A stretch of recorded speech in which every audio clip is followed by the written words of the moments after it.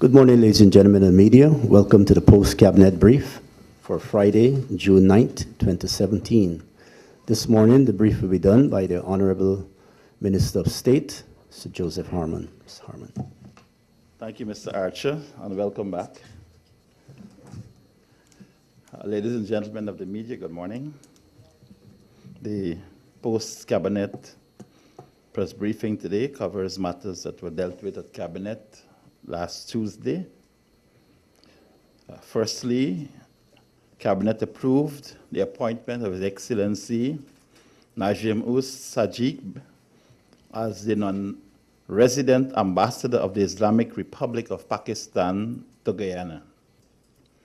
Guyana and Pakistan established diplomatic relations in November of 1967 and have maintained relations mainly at the multilateral level through the United Nations and the Commonwealth. Ambassador Sakib will be resident in Brasilia, Brazil, and it is expected that he will present his credentials very shortly. Cabinet also approved the appointment of His Excellency Ambassador Suras Suparat as the non-resident ambassador of the Kingdom of Thailand to Guyana. The two countries established diplomatic relations in December of 1987, and Thailand has assisted Guyana through several training programs in such areas as development management and the care of HIV patients. Ambassador Suparat will be resident in Brasilia, in Brazil. Cabinet approved the participation in a United Nations sponsored Oceans Conference that is being held at the headquarters of the United Nations in New York from the 5th of June to the 9th of June 2017.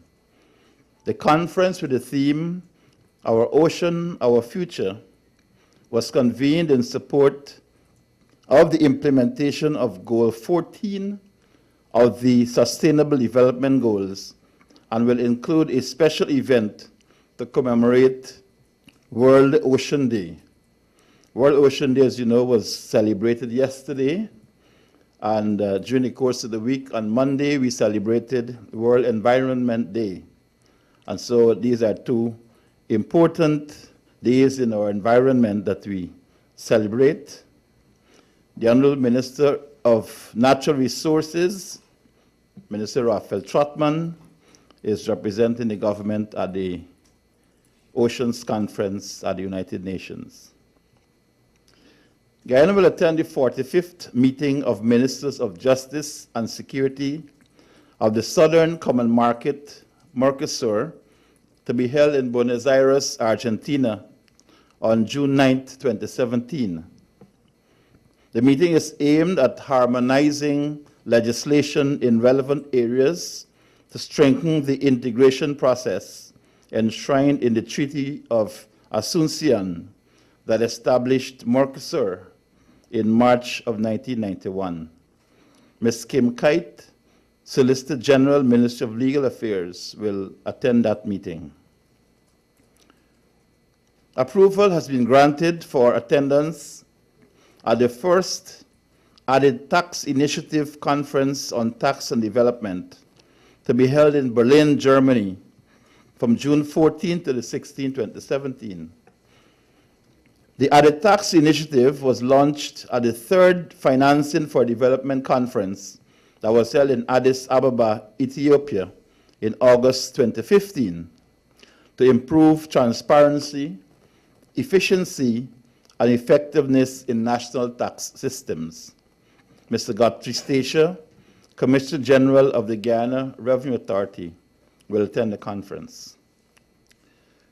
Guyana will attend an International Taxation Network meeting organized by the Inter-American Center for Tax Administration to be held in Cartagena, Colombia, from July 4th to 7th, 2017. This meeting will seek to promote the harmonization of tax practices in Latin America and Caribbean countries and to generate and analyze a database for international tax planning. Ms. Hema Khan, Deputy Commissioner General, Guyana Revenue Authority, will attend the meeting. Cabinet has approved attendance at the Trainers Workshop for Immigration and Custom Border Officials to be held in Barbados from June 13th to 14th. The workshop, organized under the European Development Fund, CARICOM Single Market and Economy Integration Program, will seek to clarify the roles and functions of border, immigration, and custom officers with regard to the CSME, especially the free movement of persons within CARICOM. Mr. David Harmon of the Guyana Revenue Authority and Mr. Ewart Ray of the Central Immigration Office will attend that workshop. Approval was granted for participation in a meeting on the governance of migration to be held in Geneva, Switzerland from July 18th to the 19th, 2017. This second international dialogue on migration, organized by the International Organization for Migration, IOM, will assist participants to understand migrants' vulnerabilities from a policy perspective to ensure the protection of the rights and well-being of migrants. Mr. Michael Broderson, head of the Diaspora Unit in the Ministry of Foreign Affairs, will attend that meeting. Guyana will attend a meeting of CARIFORUM officials on trade in services under the CARIFORUM EU Economic Partnership Agreement on June 22nd in Kingston, Jamaica. The meeting will consider the impact of European Union visa requirements and the ability of CARIFORUM service suppliers to enter and sustain their presence in the EU market. Mr. Sherwin Norton, Senior Foreign Service Officer of the Ministry of Foreign Affairs, will attend that meeting. Approval was granted for Guyana's participation in the first annual International Robot Olympics, the first global challenge for high schools and high school-age children, to be held in Washington, D.C. from July 16th till 28th, 2017.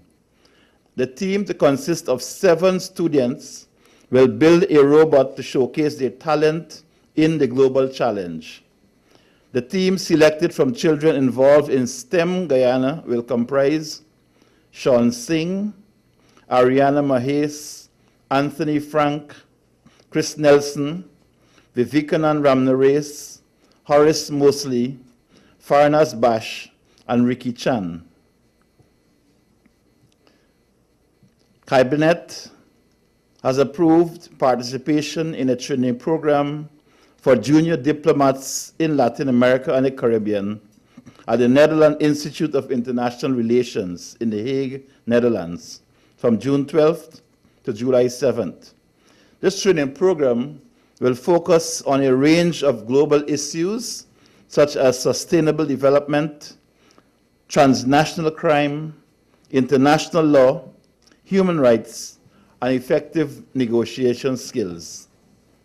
Mrs. Rashada Bhagat of the Department of International Cooperation of the Ministry of Foreign Affairs will participate in the training program. Approval was granted for attendance at a regional data collection technical review meeting to be held in Paramaribo, Suriname, from June 10th to the 20th, 2017. This UNDP, USAID-sponsored Carry Secure project is seeking to improve the quality of citizen security data available for decision-making on policies aimed at reducing youth involvement in crime and violence. The meeting, to be held in collaboration with the CARICOM Secretariat, will involve several regional directors of statistics and Mr. Ian Manifold, head of the division of the Bureau of Statistics will attend that meeting. Cabinet noted the award of contracts by the procurement entities and the National Procurement and Tender Administration Board as follows. For the procurement of pharmaceuticals for the Georgetown Public Hospital Corporation, contract in the sum of $490,558,000 awarded to the new GPC Inc. For the sum of $326,104,000, contract awarded to International Pharmaceutical Agency. For the sum of $96,245,000, contract awarded to Answer McCall Trading Limited. For the sum of $26,314,000, contract awarded to Global Healthcare Supplies Inc. Total sum of $939,222,963.35 in contracts. For the procurement of medical supplies for the Georgetown Public Hospital for selected items, a contract in the sum of $3,799,164 awards the Global Healthcare Supplies Inc. For the sum of $7,806,000, a contract awarded to Caribbean Medical Supplies Inc. For the sum of $56,061,000, a contract awarded to International Pharmaceutical Agency. For the sum of $12,081,000, contract awarded to Meditron. For the sum of $52,072,000, contract awarded to new GPC Inc. For the procurement of feed for the Guyana Livestock Development Authority for 2017, Ministry of Agriculture, a contract in the sum of $23,619,000 awarded to Bounty Farms Limited. For the provision of supervision consultancy services for the East Coast Demerara Roadway, 4-lane extension, Better Hope to Belfield Village, the Ministry of Public Infrastructure. Actually, this is an increase on the previous sum that was awarded, and this is an increase of $312,000, US dollars that is, awarded to Shiladia Associates Inc. of the United States of America and TYPS Consulting Engineering and Architect, Spain, in association with E&A Consultants Inc. of Guyana. This is, of course, is an IDB project. And for the provision of consultancy services to support the expansion of the monitoring for results, implementation to cover all programs of the public security sector, Ministry of Public Security, a contract in the sum of $159,753 United States dollars, awarded to IDEA International Inc. This is another World Bank project. For the provision of supervision consultancy services, okay, well, I did read that already. So, ladies and gentlemen, that will be the end of those matters which were discussed in Cabinet, and I'm now prepared to take your questions.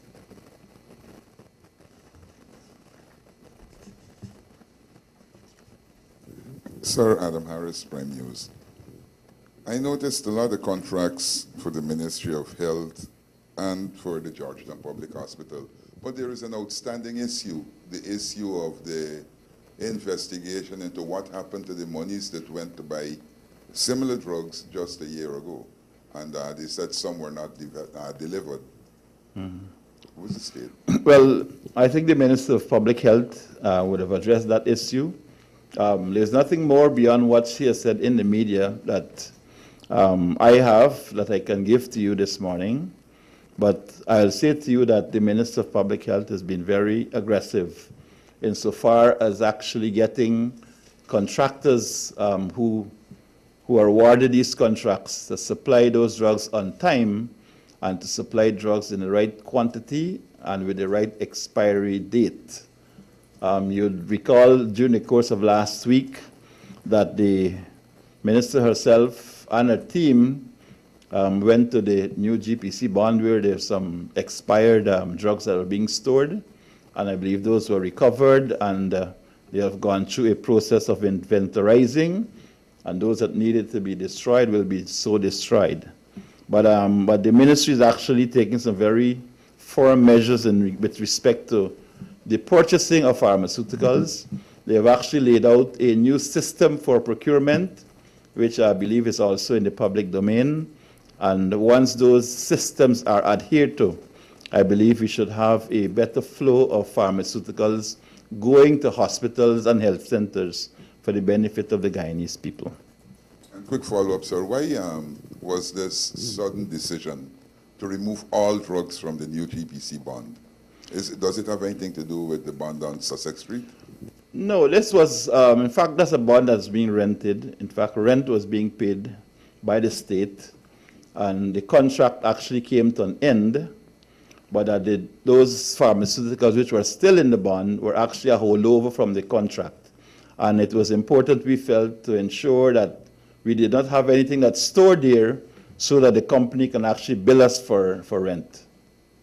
So that was the reason why the decision was made to move all of those things from there, so we don't have to pay rent for a lot of items which in fact had been expired.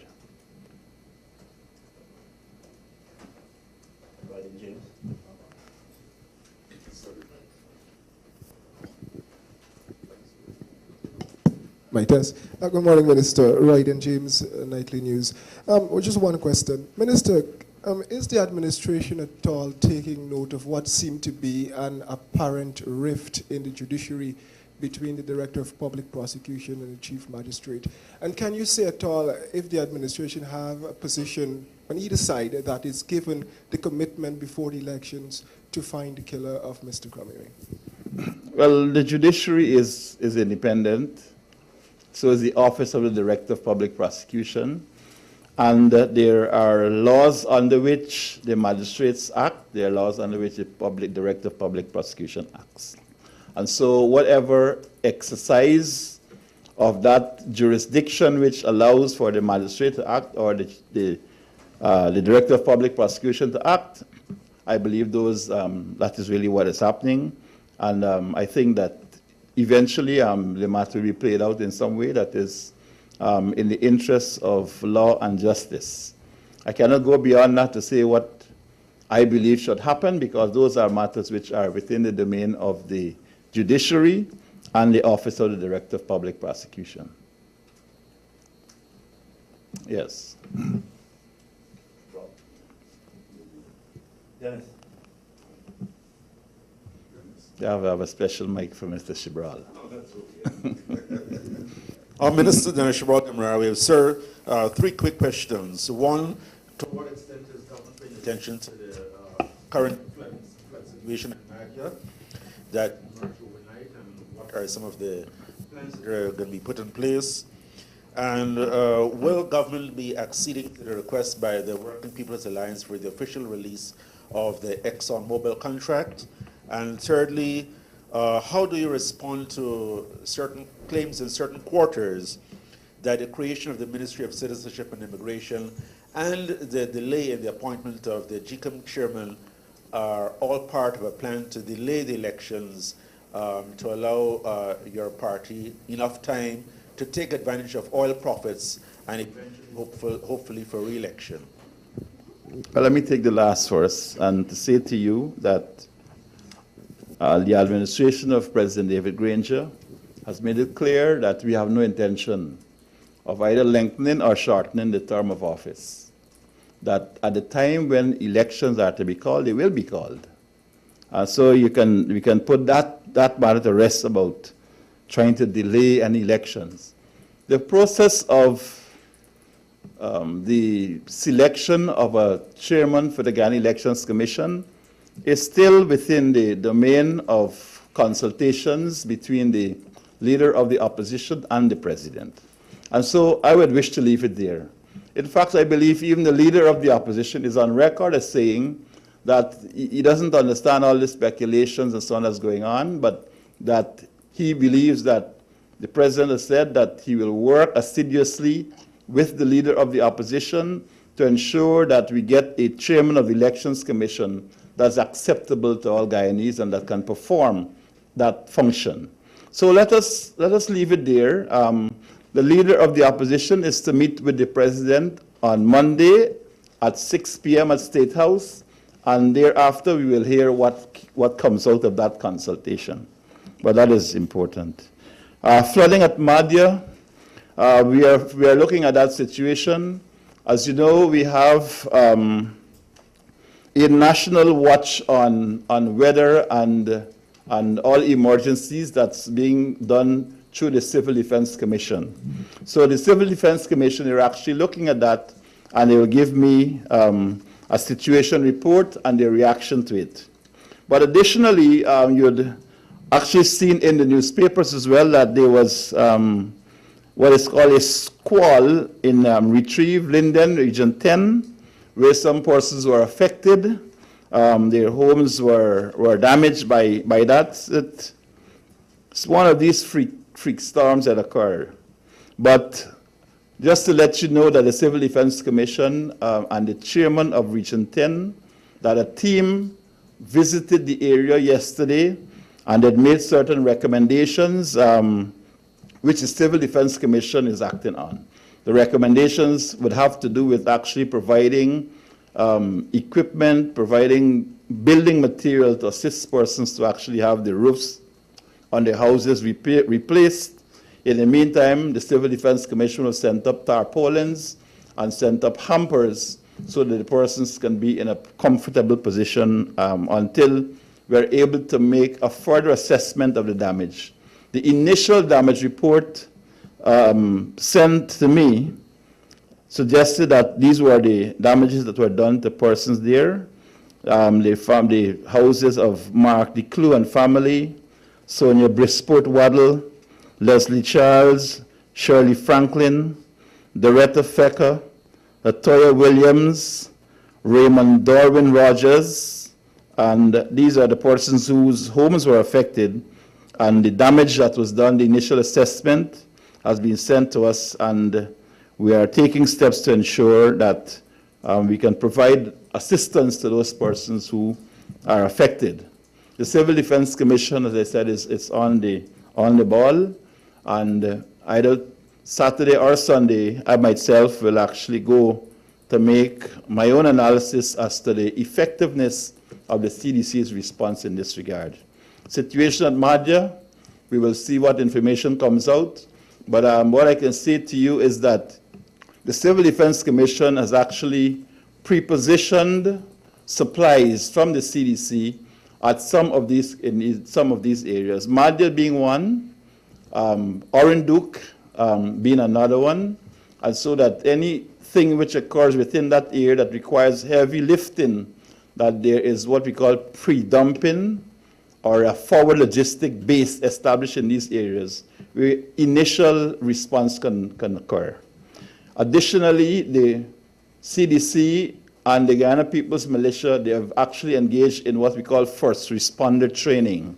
That is persons who are resident in all of these communities, that they provide training in first response, first aid, assistance to persons who are affected by flooding or fire or any such damage, so that they can actually be on the ground and they can respond very quickly. And all that is needed thereafter will be for supplies and so on to be brought to the affected communities. But that is a program which the CDC has engaged in all across the country in all of the 10 administrative regions to ensure that we have first responders who are there to be able to assist until such time that the full supplies and resources from the CDC can be mobilized and brought in. And the official release of the ExxonMobil contract? Oh, yes. The Prime Minister, I believe, gave an excellent explanation on that matter. The ExxonMobil contract is the Minister of Natural Resources has actually said that at the appropriate time, that certain essential elements of the contract will be made available. The contracts of this nature, I think the Prime Minister cited a security consideration. However, also there's a legal consideration, and that is that the Act itself, the Petroleum Act of 1986, I believe was amended in 1997, and provides for contracts in this area that there is, again, a confidentiality clause within that contract, which says that during the course of the negotiations, that certain things have to be kept in a confidential way. We are looking at it, and I believe at the appropriate time, the Minister of Natural Resources will make a public statement on the matter.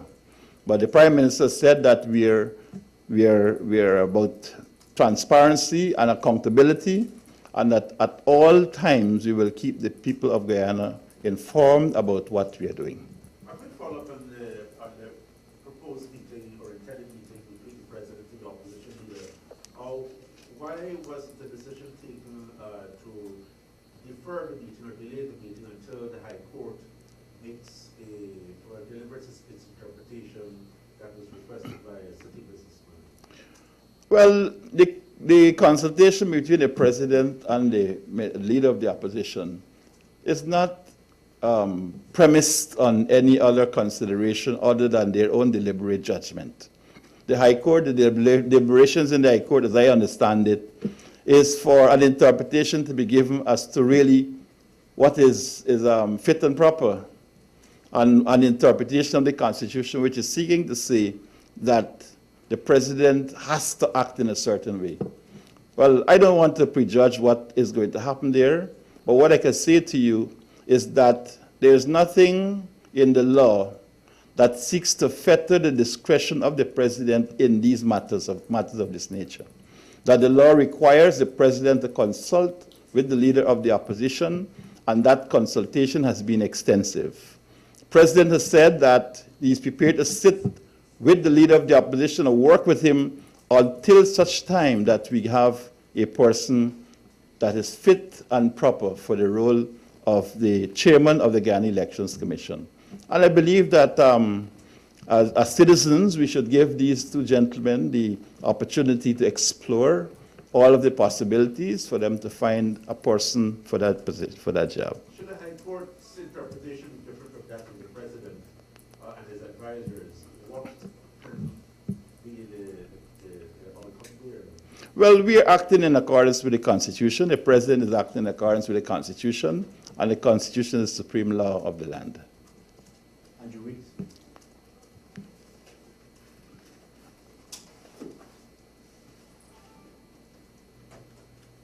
Yeah, Minister Harmon, Andrew Weeks, Headline News. Sir, there is a growing protest in Region 5 by teachers whereby the REXO has decided to withhold salaries from teachers. I spoke to Ms. Coretta McDonald and Mr. Light this morning, and they were trying to get to you. The question is, have you made a decision? Government has a comment on this growing concern?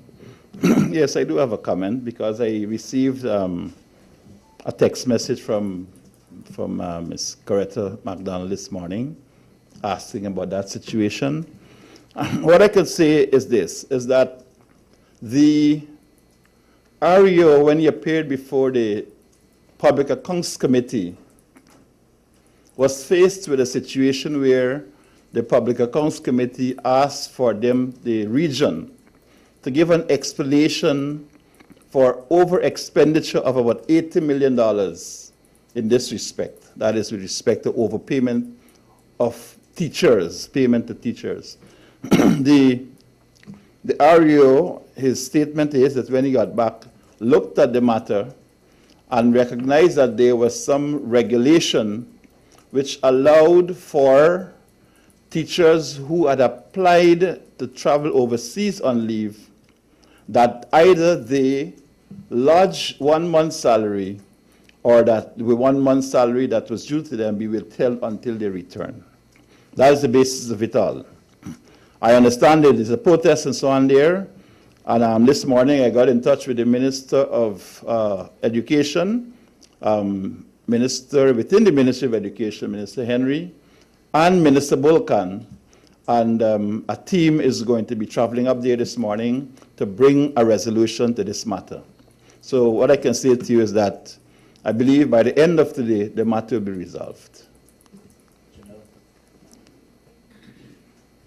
Thank you. Good morning. Two questions, sir.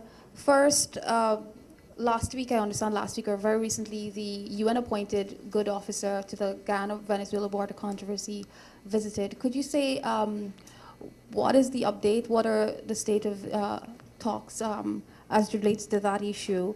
And also on the issue, well, Andrew talked about teachers, but general public service wage negotiations, how are those going? Is there a specific timeline that you're looking at? Okay, I addressed the public service matter last week, and I indicated that there was no talks going on right now, but that the union and the government were continually engaged in ways of dealing with the terms and conditions of the employment of public servants. And what are just not only salaries, but what we call non-salary benefits. And so there's a lot of that going on, and discussions are going on in that regard. And some of these non-salary benefits have to do with the quality of training that's given to public servants so that they become upwardly mobile. This week alone, we had the Caribbean Leadership Project here in Guyana, the 11th cohort, and they were public servants at the senior level from all across the region, here in Guyana. In fact, they might still be here, interacting with our public servants so that they have a broader perspective on what is required of them. There was a special training program done for the Deputy Permanent Secretaries and REOs, specially done by the Caribbean Leadership Project, a one-day program for the training of those persons. And so we believe that apart from salaries, that the non-salary benefits, which we are working with the Public Service Union, that all of those will inure to the benefit of the public servants themselves. And so that's one. The second one... Could I just get a quick follow-up? Yes. Yesterday at the PSC AGM, you mentioned the lack of capacity, especially as it relates to the public service. Yes. What are some of the projects that are affected by the supposed lack of capacity, and the ongoing training, is that part of also sharing it with government? That's all part of it. And it has to do with the public sector infrastructure projects. Those are the major public sector projects, the big capital projects that are executed by the state. And it is the completion rate of those projects that we felt was affected by capacity of the public servants themselves, the people who have to execute these contracts, and the ability of the public servants as well to be able to adjust to changing situations. And so the training that we were talking about is training to address that problem, among other things. And I did allude to the training that was being done at the base level, that is entry level for public servants, at the Public Service Staff College. At the middle level, which you saw a few days ago, that is the Deputy Permanent Secretaries and people at that level. And at the senior level, for the Permanent Secretaries, that's being done by the Caribbean Leadership Project. And I believe all of our Permanent Secretaries now would have benefited from that training. So that is really how we are building capacity. Additionally, what we have sought to do, as I read out here, sometimes you see me going on for a long time about training courses that we've actually, we're embracing.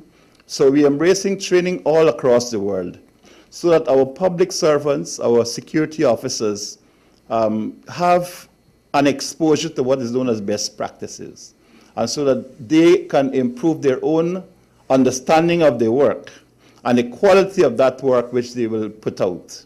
the quality of supervision also that is being executed by those officers. So it's all a big package of capacity building by external training and capacity building by internal training, where we actually utilize local resources and, in some cases, persons who actually come from abroad to train our local public servants.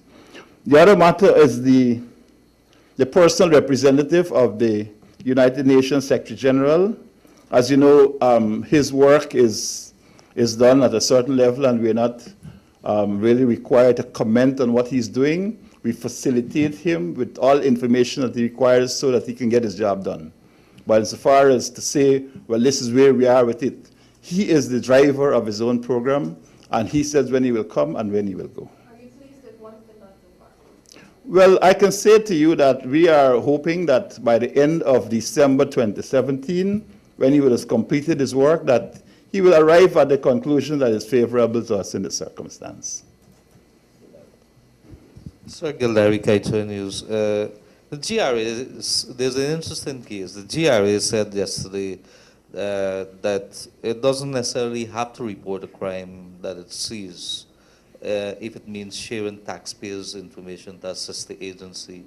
Is this something that you would agree with? I could give you a little more detail. They stopped the vehicle, it had false number plate, and they did not share that information with the police because they were arguing that it is sharing of tax information which comes under the secrecy laws. That's the first question. The second one, you've been preaching cost-cutting measures, this government, this administration, yet we see a guy at 500,000 plus, and there's a couple of other instances which flies in the face of what this administration would have been preaching. Could you give us some comments and your thoughts on this? Well, firstly, I really do not express my personal views here at this forum. This is, when I speak here, I speak as the Minister of State, and therefore I speak to what government's policy is. If you want my personal view, I can give you that off camera.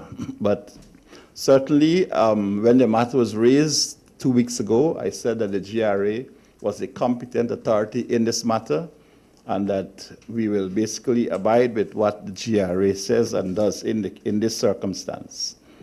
So I will not venture to say more on that. Cost cutting, yes, we did speak about that, and the fact that we needed to ensure that the dollars which have been allocated by the state, that they can actually go as long as is possible so that we can get a better bang for our buck. The matter which you raised, I've seen it in the news, and I think I have asked the permanent secretary in the Department of Public Service to give a comment on that, which he did. I believe it was yesterday or the day before. And this comment was very expansive. And I would rely on those comments which were made by the permanent secretary in the Department of Public Service. But to say this, that all employees of the state, in the public sector, that they are required to act in accordance with the law. That they are required to act in accordance with the law. And anybody, once they step outside of that, they are exposing themselves to be sanctioned or disciplined. Once a proper investigation is done, due process is followed, then any person within the state sector that acts outside of the law will be subject to some form of discipline. We'll go out on Saturday and back the Green Machine in their rugby clash against Trinidad and Tobago. I'll be there myself to give them full support. Thank you.